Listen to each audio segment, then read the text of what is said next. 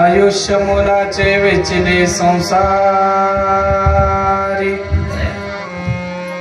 आयुष्य मोलाचे वेचिले संसारी, येऊनी शरीरे हितकाय।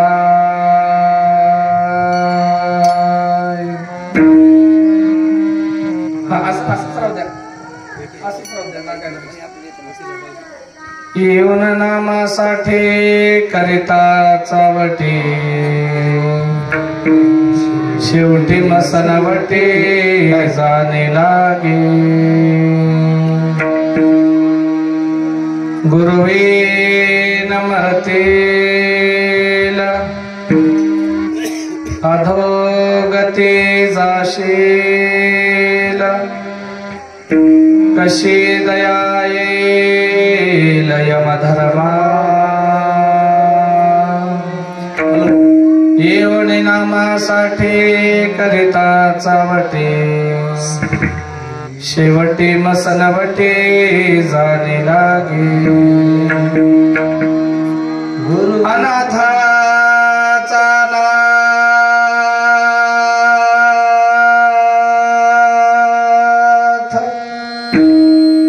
आनंद सद्गुरु म्हणे बाळगुरु बापूजीसे।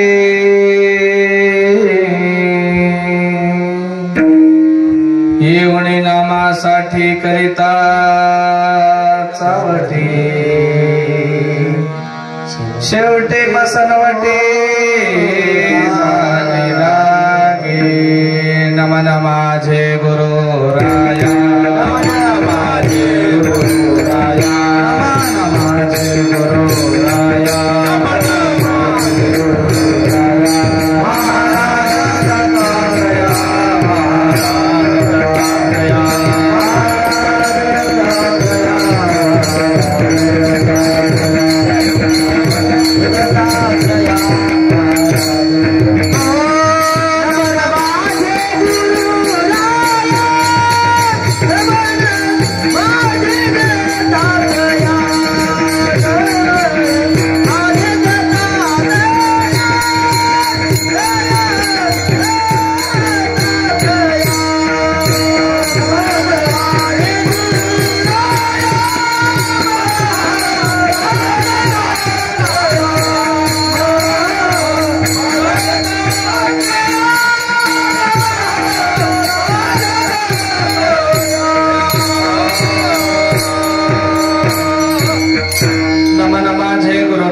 महाराज दत्तात्रया तुमचे अवधूत मूर्ती, माझ्या जीवाची विश्रांती। ब्रह्मानंदम परम सुखदम केवलम ज्ञानमूर्ती, द्वंद्वातीतं गगन सदृशं तत्त्वमस्यादि लक्षणम्।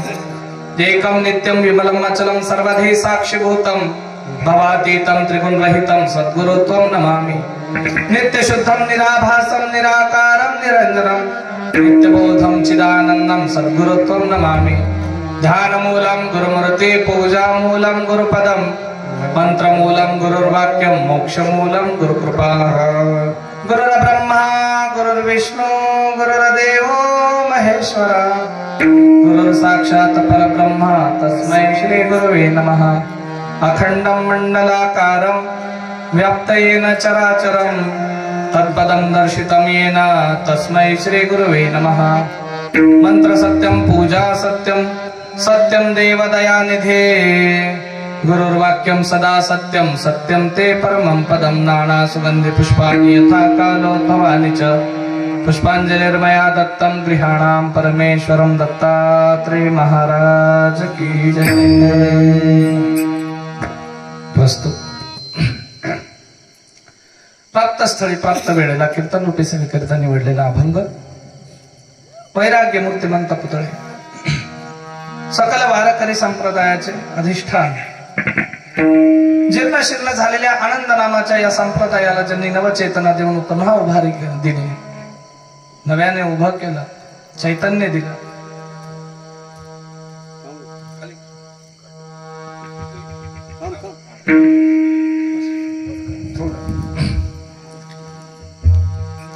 त्या सद्गुरु समर्थ बाळगीर बापूंच्या राहेर क्षत्रिजांचा जन्म झाला केवळा क्षत्रिजांना दीक्षा मिळाली आणि गाडीपुरा नांदेड या ठिकाणावरती त्यांची कर्मभूमी आली। अशा सद्गुरु समर्थ बाळगीर महाराजांना आपलं सर्वस्व अर्पण करून महाराजांच्या सानिध्यामध्ये ज्यांनी आपल्या भक्तीचा उद्धार करून घेतला आपल्या जीवाचा उद्धार करून घेतला आणि मुक्ती प्राप्त करून घेतली ते महाराजांचे परमशिष्य या संप्रदायातील आनंद पाठाचे जनित आहेत बापूजी पाटील बोळसेकर यांच्या आनंद पाठातील 4 चरणाचा अतिशय सुंदर आणि आयुष्याला त्या ठिकाणी काय करायचं होतं काय करत बसला हा दिशा निर्देश करणारा अभंग सेवेकरिता निवडलेला आहे दत्त प्रभू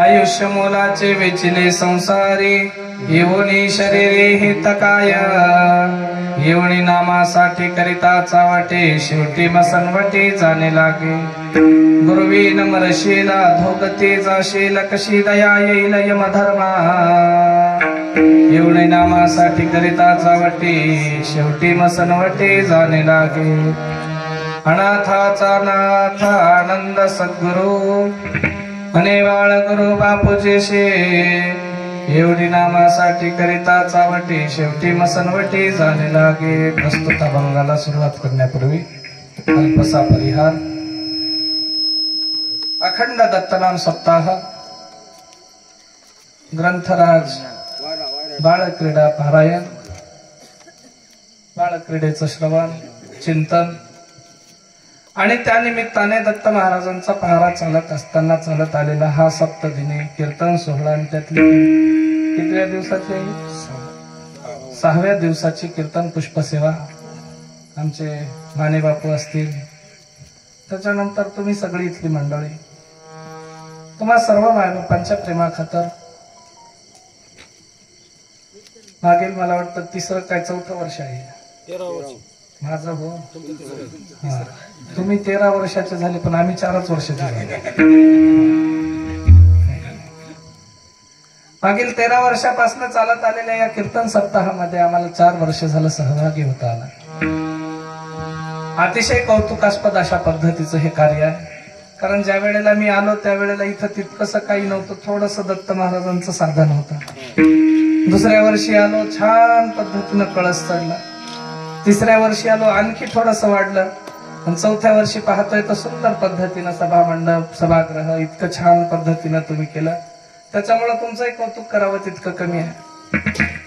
आणि विशेष म्हणजे ते काय म्हणतात, बामणाला दिली वसरीन हळूहळू पाय पसरी. मला वाटतं दत्त महाराज सगळ्या गावाच्या काळजामध्ये जाऊन बसतील का काय की असं. वा वा.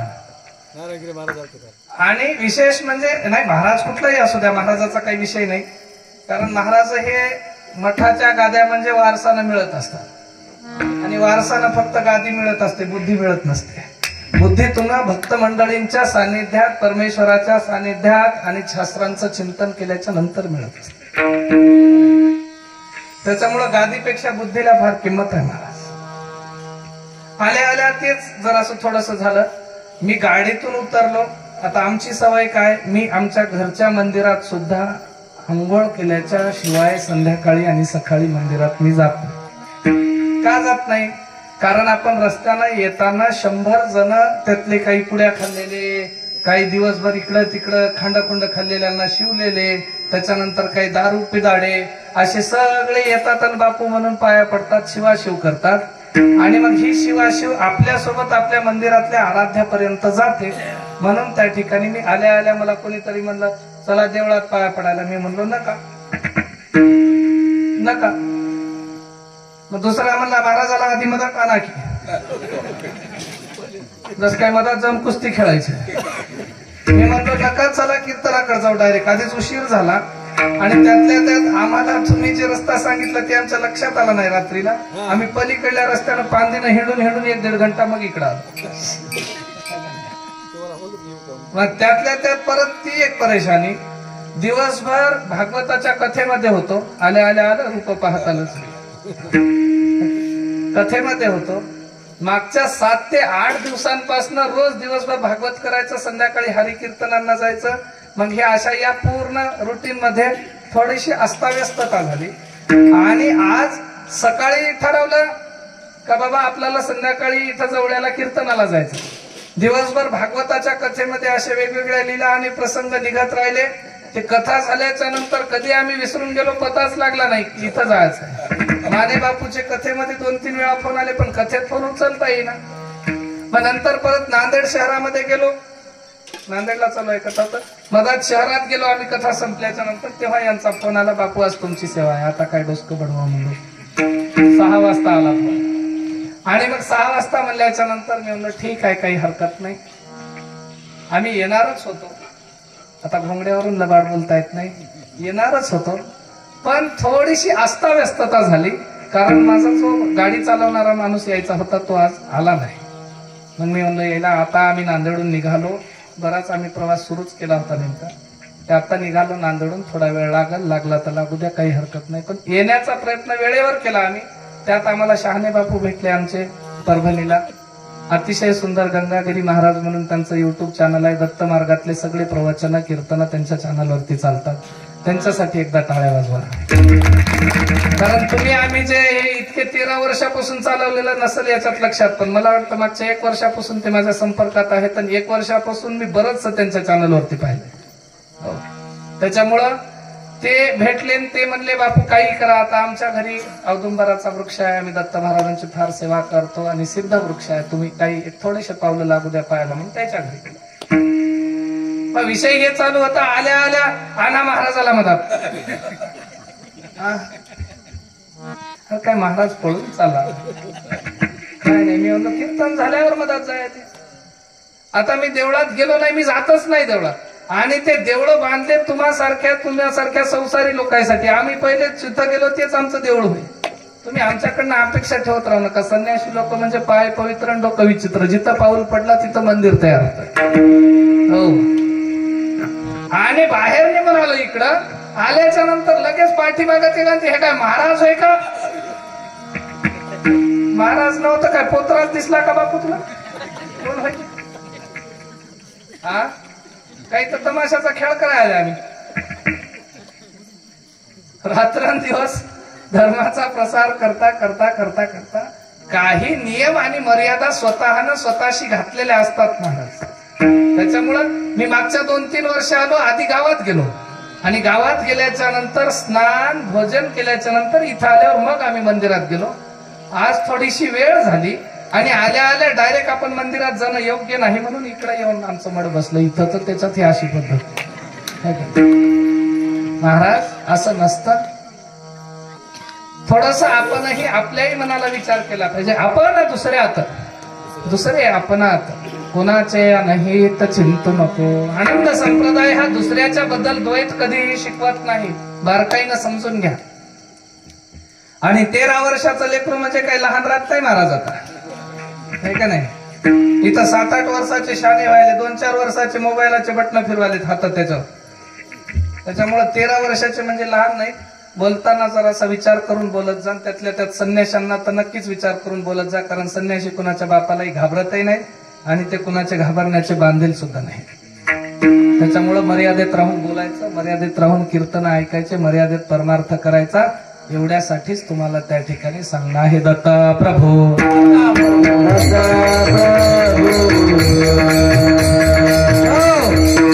संतोषपुरी महाराज कुणाला कधी घाबरला नाही आणि घाबरायचं म्हणून संन्यासही घेतला नाही.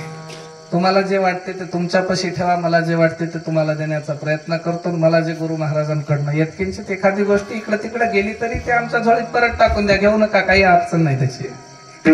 पण जीवन जगत असताना आनंदानं जगा, पण मर्यादेत जगा. मर्यादा सोडून वागू नका.